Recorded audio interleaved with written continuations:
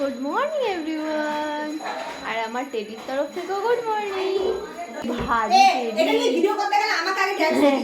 পুরো পরিষ্কার করা, আদর করা, যত্ন করা সবকিছু আমি করেছি।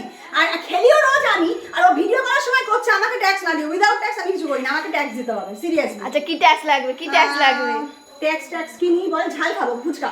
আচ্ছা আচ্ছা আচ্ছা না না, আমি একটা ভিডিও করে নিয়ে এখানে না, এটাই এত ভারী। আমি আজ এতদিন ধরে এটা আছে, আমি এই আজকে ফার্স্ট করে নিলাম। কি ভারী, বাপরে বাপ, মারাত্মক ভারী। আমার দিদির থেকেও লম্বা, দেখো এটাকে আমি সারা দুপুর নিয়ে শুয়ে থাকি, কেন আমি ঘরে একা থাকি, আমার ছেলে চলে যায়, আমার হাজবেন্ডও বাইরে কাজ করে, তো দুপুরবেলাটা আমি যখন বোর হই আমাকে সঙ্গ দেয়।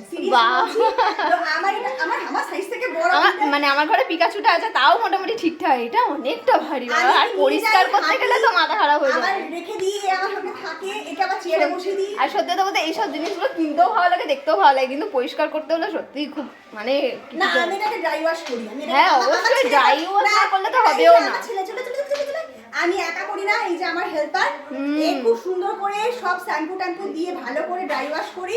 তার সঙ্গে আমরা বিভিন্ন রকমের সেন্ট ইউজ করি, বল মামা? যত ডিও স্প্রে আছে, যত সেন্ট আছে, সেটাই। ভালো জিনিস রাখতে গেলে তো ভালো করে রাখতেই হবে, তাই না বন্ধুরা? তো ভিডিওটা এই পর্যন্তই। কেমন লাগলো অবশ্যই কমেন্টে জানিও। টাটা।